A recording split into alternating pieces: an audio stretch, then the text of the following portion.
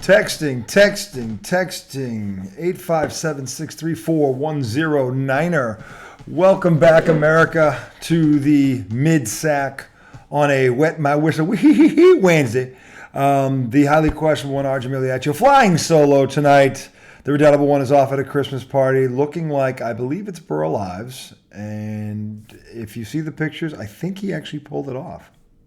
And not Burl. We're talking about the claymation Burl Ives from the Rudolph the Red-Nosed Reindeer. That dude up in the North Pole, floating around the three snowballs, the bigger and the biggest, and the white beard. Yeah, Tom, the redoubtable one, looking the part tonight. He pulled it off, Mr. Izzo. Congratulations! I saw the photos. Hopefully America will too. But he will return tomorrow night. We will be doing a segment tomorrow night where we do our pick segment. But tonight I'm flying solo. Segment one, recap all things NBA, starting with the Boston Celtics, your Boston Celtics, Boston, who last night fought off. That was a gritty win last night. You know, I've been on them a lot because of their talent level, which exceeds basically every team in the NBA, and it has for the past 3 years, and no rings to show for it. But last night, they faced a Cavalier team that was coming off, was a back-to-back, and they gave Boston fits last year. So this is where the additions of Kristaps Porzingis and Jrue Holiday really help, because last year Boston loses this game. But this year, with those two in the lineup, Boston has too much firepower, and they went to the basket. And I've been screaming for this. I always said the magic number was between 30 and 35 threes and over 20 free throw attempts. Well, they took over 35 threes. They took over 40, but they shot 40%. If you're going to shoot 40% from the three, that's good enough. But the key thing here is this. They went to the foul line 26 times, and they hit 26 free throws. So they only had 7 turnovers. They took care of the ball. They won the rebounding battle. I believe it was, if not mistaken, it was plus 10. So they were plus 10 on the boards. They had 13 turnovers at the end. 13, which is still good. They're below 15. If you're below 15, you're taking care of the ball. 13 turnovers. They did have 23 assists. But the key thing again, 40% from the three, 100% from the foul line, and they were plus 10 on the boards. That's winning formula. So they went to the basket. Porzingis was posting up. He didn't just settle for three. Jason Tatum got wind of this and just said, I can actually do that too. And then he did it a couple of times. And lo and behold, Boston, who started out slow, they were down 10 after one, 31-21, because Cleveland shot the hell out of the ball most of the night. And they ended up shooting, actually, Cleveland, as a team for the game, shot 42% from the three-point line. But here's the thing. This is why they lost. They only went to the foul line 9 times. So what happened to them is what I always keep complaining about with the Celtics. Too many threes, not enough dribble penetration, bailing the defense out. Now, they shot a good number. They kept shooting them. But the Celtics figured this out. If we go to the basket, we can kill them on the inside. We can kill them, and they did. And Porzingis was the biggest factor of this. Porzingis and Tatum actually both went 9 for 9 from the foul line. That's 18. So those two were going to the basket. They were being aggressive. They had good contributions from the bench. Again, Hauser was big, 3 out of 4. Peyton Pritchard came off the bench. He was a plus 10 with 6 points and 6 rebounds 6 points, 3 rebounds, 3 assists, and 2 steals in just 12 minutes. So Pritchard and Hauser were big off the bench last night for them. But the big thing was, and Holiday, not to be outdone, Holiday, who was a plus 2, 11 points. He had 3 steals, 4 rebounds. So defensively, when they needed to turn it up in the fourth quarter, because Cleveland basically shot the shit out of the ball and offensively did whatever they wanted to for the first 2.5, 3 quarters. But in the fourth quarter, the decisive quarter, Boston turned the tables on them and held them to just 21 points in the fourth. So that led to a very impressive 120-113 win. They are going to dance again tomorrow night in Boston. This home and home thing is really, it's not even home and home. It's just 2 home games in a row, which is weird. It's not back-to-back nights, though. But the test will come, and Tatum alluded to this after the game. It's like a playoff series. So they held serve. They got to do it again. I don't know if Cleveland's going to shoot 42% from the three again, but I do know this. If Boston continues to go to the stripe over 20 times a game, and they make their free throws at an 80% clip or better, and they take care of the ball, they're going to be in good standing. They won the rebounding battle against a team that's just as big as them, if not bigger, and that's impressive. So overall, I thought it was a good win last night. We'll see what they do tomorrow night. quick Bruins update for you. They lost in overtime to New Jersey, like 2-1. I was watching that game. That's why I got started a little late tonight because I wanted to see the outcome, see if they could pull it out. But it went to overtime. They lost. They got a point, but one goal.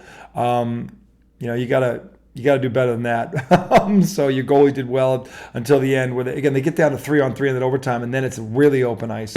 And so I got the game-winning goal, but he got it from just inside the blue line. It was a shot from the left wing and up a right-hand corner. I don't think the goalie saw it, but they got a point. So not a total loss on the road. NBA scores tonight, just so you know. Tonight, we're back on. Milwaukee is beating Indiana in a rematch of that inner whatever you want to call it tournament there, which was last week in Vegas. They're up 119-102 with 5:54. New York is in a Donnybrook at Utah, 69-67. Tom in the third, 6:22 to go. Philadelphia had their way with Detroit. Will Detroit ever win again? I don't know. I think they've lost 20 in a row. It's ridiculous. Whatever's going on there. Talk about wholesale changes. They're in worse shape than the Patriots. That's hard to say, America. And then you've got New Orleans bitch slapping the hapless Washington Wizards. They came up here and did it, by the way.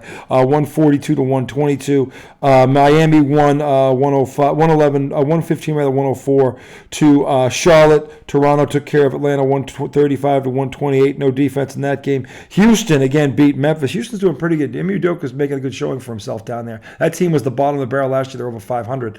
They won again tonight, 117-104. Memphis. Ja Morant is due back soon. Boy, is he regretting things. They're 6-17.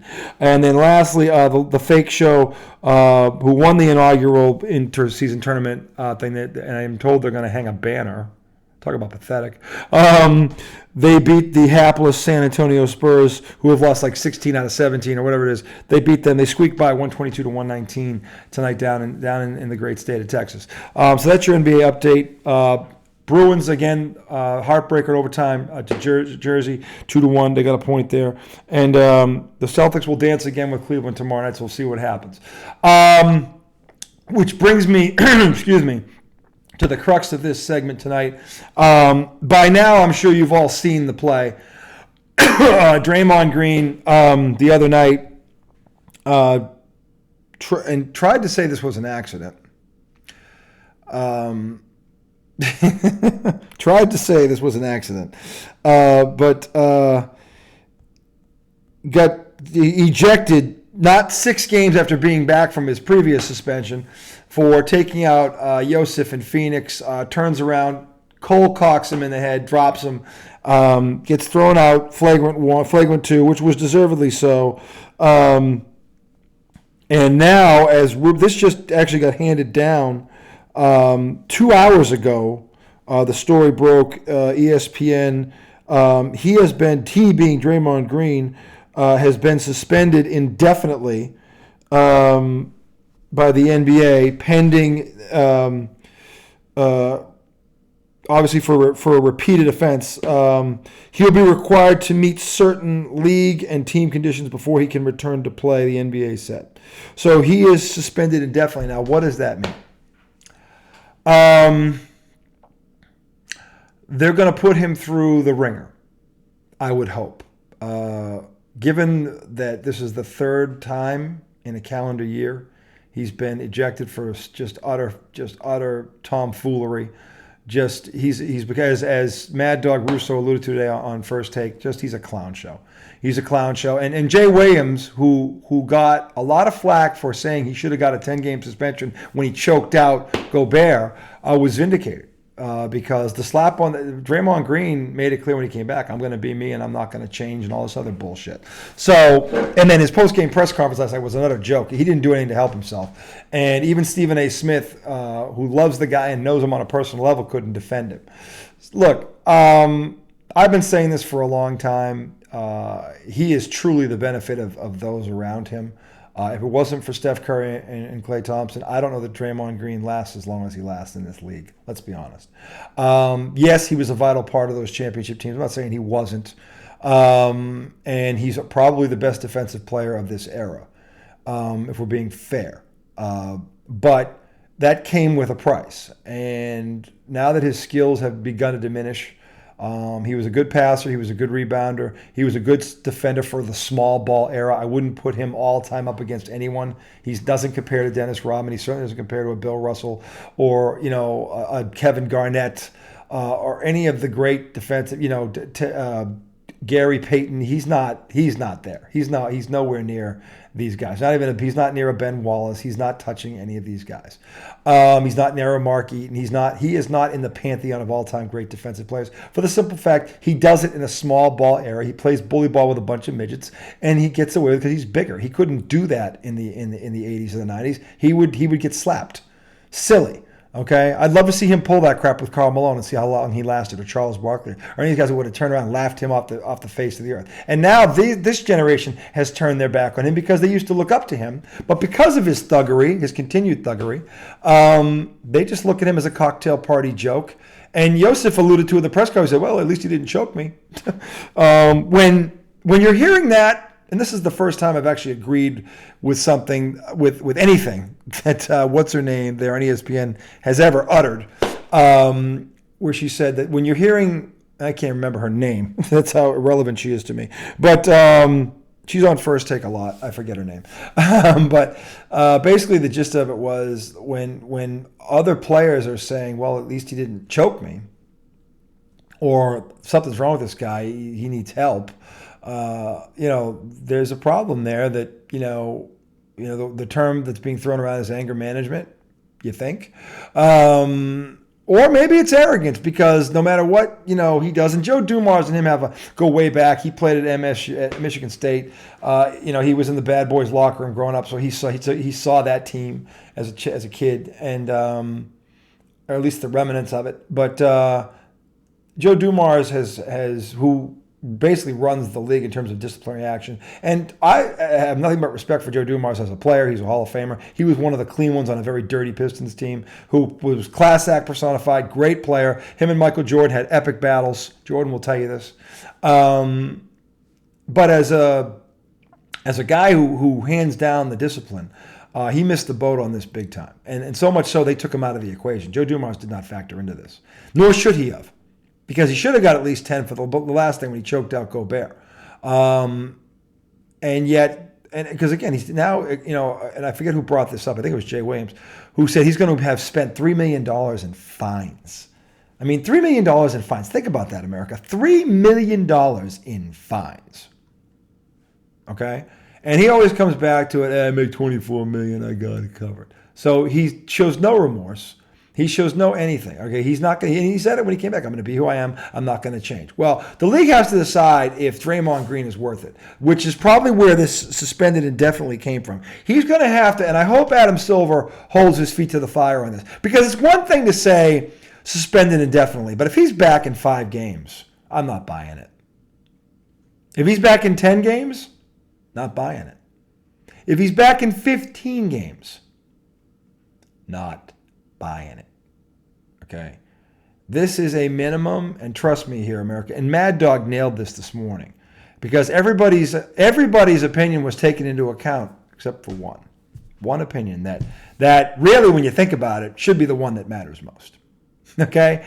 And again, I know Stephen A knows him and Jay Will knows him, and everybody talks about it, how intelligent he is, and his basketball IQ is off the charts. And that may all well be true. But the reality of it is, not even Stephen A could defend what happens when this guy gets on the court. Kendrick Perkins may have had it right today when he said, look, the guy's skills are diminishing and he can't handle it. And he's lashing out because he's not what he once was, and these guys don't look at him the way they used to.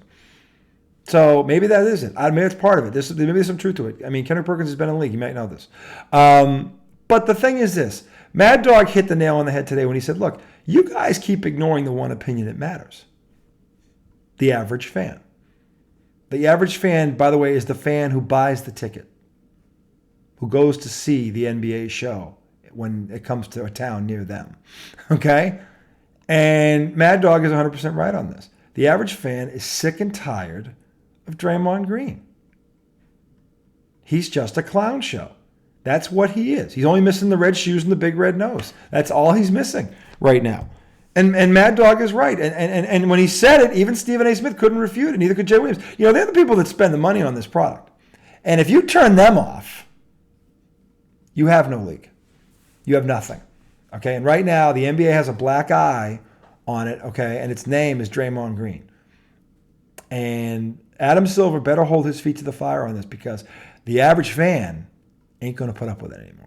The average fan will turn the channel. The average fan will find somewhere else to spend their money, because they're not going to watch this tomfoolery anymore. It's not even basketball related. What he said last night, where he tried to defend himself, he turned around, he was trying to sell the foul, and he hits this guy with an elbow upside the head. By the way, and Joseph is not small. This dude's like 6'8", 6'9", and he dropped him because of the way he whipped around.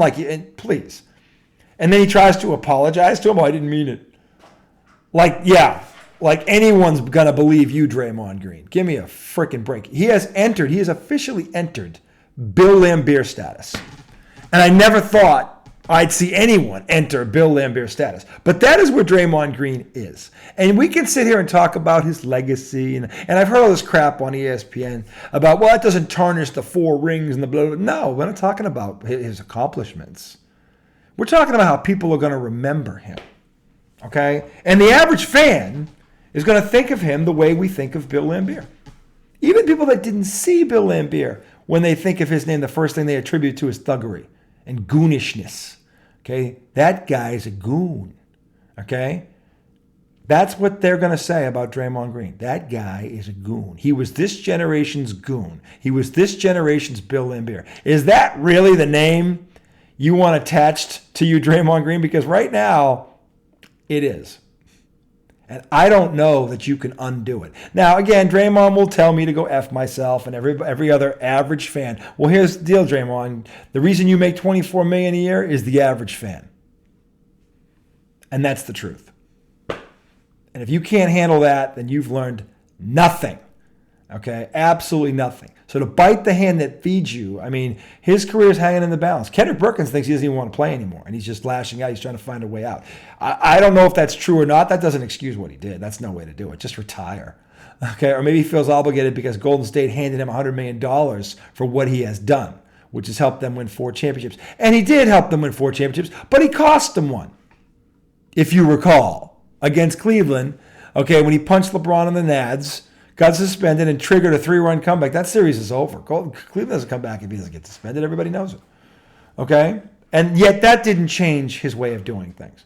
So when they say suspended indefinitely, on the surface that looks great, but what does that mean? Only time is going to tell.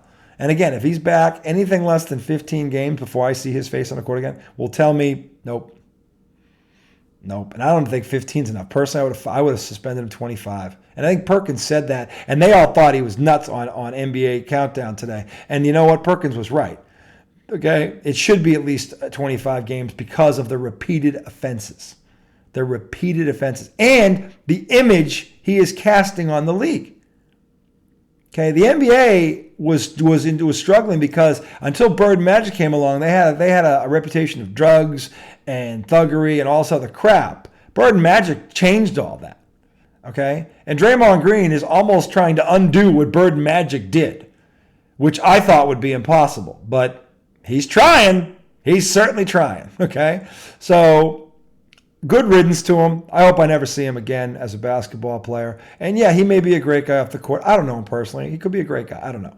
But as a athlete, that what he has been doing is utterly pathetic. And if this players, and Dominic Foxworthy, who I generally respect, and he's been in that position as a player rep and things like that, trying to say, well, if you set this precedent, then what do you... First of all, it's not about setting a precedent. It's about an individual case. It's about him. It's not about, well, if the next guy does this. Well, if the next guy does that, has a rap sheet like Draymond, then yeah. But what if it's the first offense? He's not going to get that. This has to do with repeated offenses. Inside a calendar year, this has happened 3 times. Okay? He's already will have missed, if it's just 5 games, he'll have missed about half of this season already. And Golden State needs him on the court. And by the way, that brings up another question. And Stephen A. Smith brought this up today, and he's not wrong. Where is Steph Curry in all this? Now, Steph Curry doesn't deserve this. He's a class act. But Steph Curry is supposed to be the leader of that team. Where is Steph Curry in all this? And Steve Kerr, by the way, talk about a hypocrite. You were on the Bulls teams that were getting beat up by the Pistons. You couldn't stand it then. Now you turn around, you're defending this guy for doing what the Pistons used to do. Talk about the definition of hypocrite. Hey, Steve Kerr, have a Coke and a smile and shut the fuck up. You are a walking hypocrite right now. This guy is a liability to you. Okay? He's a liability to you. He's making you look bad. He's making your organization look bad, which, by the way, to quote Windy, Brian Windhorst, by the way, NBA aficionado there, the source, as I call him, the Golden State Warriors are spending $400 million on this roster this year. $400 million, okay, to try and get one more title. Right now, they sit 10th or 11th in the West. They are nowhere near a title. Klay Thompson is a shell of himself, okay? And all Draymond Green is doing is throwing gasoline on a fire. And poor Steph Curry, again, and I don't know what kind of leader Steph Curry is. A lot of people say he's not much of a talker. He leads more by example. Okay, that's all well and good. But leading by example clearly hasn't worked here. So now whether it's Steph Curry or it's Steve Kerr and they sit this guy down and they talk to him together, I don't know. Or the ownership, somebody's got to sit this guy down and go, this must stop. We can't win this way. And furthermore, we can't go on this way. Because forget you costing us games, and as of last night, they're 2-5 when he gets thrown out or doesn't play. Okay. The best ability is availability. And right now, this is indefinite. And my hope is that it's not until February that he's back on a court at the earliest. At the earliest, February. But again, time will tell. We'll see how big the hammer is that the NBA drops on this guy, the commissioner drops on this guy. And honestly, it's an embarrassment to the league. It's embarrassing the league, and they have to nip this in the bud right now. And that means 25 games, which to me I think it should be 25 games minimum. And the 25 games is because this whole thing about jumping through hoops. Well, who is setting these standards? Or these little whatever you want to call it that he has to go through, these checkpoints that he has to go through. Is it Adam Silver? Okay. Who is this a joint? Who's involved in this? Okay. Is Golden State, are they working together? Well, who is actually going to set the checkpoints that this guy has to go through the hoops he has to jump before he can get back on an NBA floor? I'd love to see what those guidelines are. We probably never will. Okay. But I'm just out of curiosity, I'd love to see what they are because I have questions and I don't think I'm the only one as to what exactly is it going to take or is he going to have to do to earn the right to step back on an NBA floor. Okay? Playing in professional sports is a privilege. And a lot of the athletes actually understand that. But there's guys like this guy who think they're entitled, who think they're above it all. And because he wins, or he did win at one time, doesn't matter because he wins. No, it does matter. It does matter. And not only that, he is threatening the safety of his fellow competitors, which to me is where the line is. Once he's crossed that line more than once, more than 5 times, I'd argue, okay, in his career. Okay, at that point, you talk about player safety. What about the other players? So let's hope that Adam Silver has a list here, okay, that rivals Navy SEAL training. Because honestly, I'm going to need a lot of convincing to tell me that man belongs or deserves to be on an NBA floor ever again, other than anything as a spectator or a guest host.